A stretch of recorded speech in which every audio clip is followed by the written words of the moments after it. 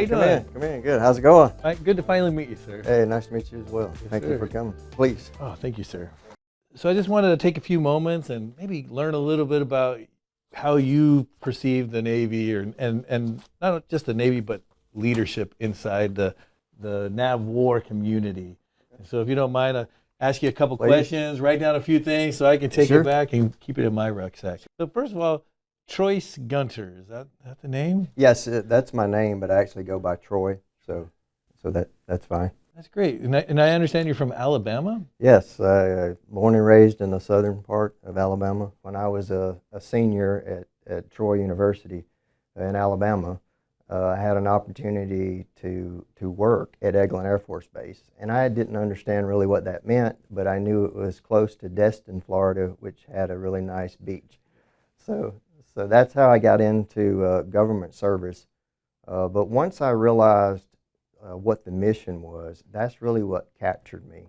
And I understood, working for the Air Force at the time, the importance. We worked conventional weapons there. We were recently getting involved in Kosovo, and I was working on the Joint Direct Attack Munition, which was a GPS-guided weapon. I saw the direct impact that a contracting officer had with the mission. And when they came back and told us that this new weapon was saving lives on the battlefield, we were using it for close air support, I was in. I finally made the connection of how a civilian working for the Air Force as a contracting officer was a force multiplier, and we were able to get things done and support the warfighter.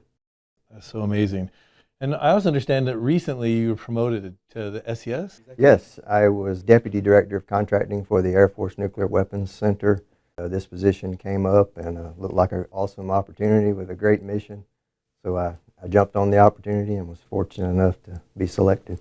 We have a lot of people in the military here in NAVWAR, and most of them don't know what a SES is. Can you tell us what a SES is?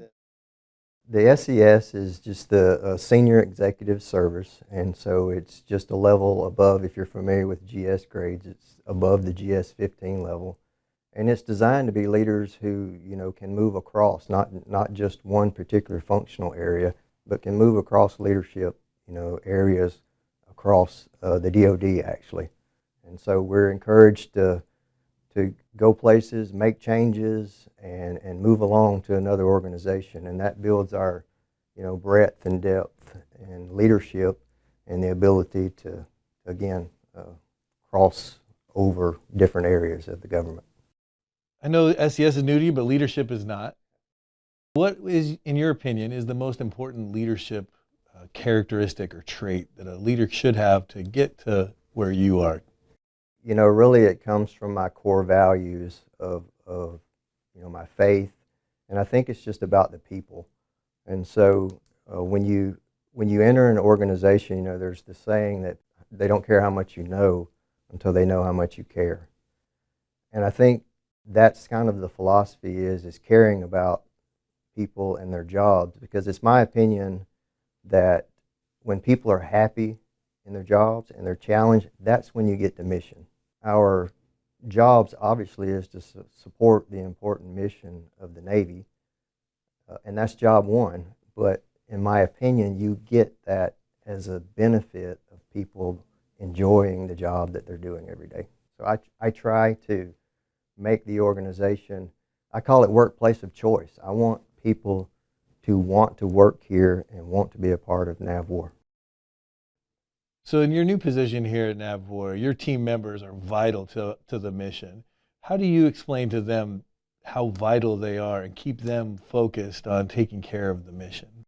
Trying to get people to focus on tools, not rules, and that is using the regulations that we have to our advantage.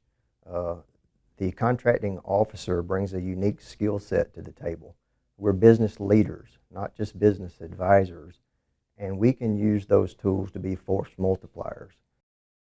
In your time as a leader, you've had to have mentors. What mentor style did you appreciate the most? I appreciate a leader who's technically sound, but also who's compassionate, and also who's willing to show me. And I didn't feel ashamed to go to him and say, "Sir, I didn't understand that. And he's like, that's not a problem. Let's sit down and we'll have the discussion, and we'll be able to do it. For me, that's where a lot of respect comes in, when a leader is willing to sit down, roll up their sleeves, and do the work with you. That's a leader you can trust and a leader you can follow.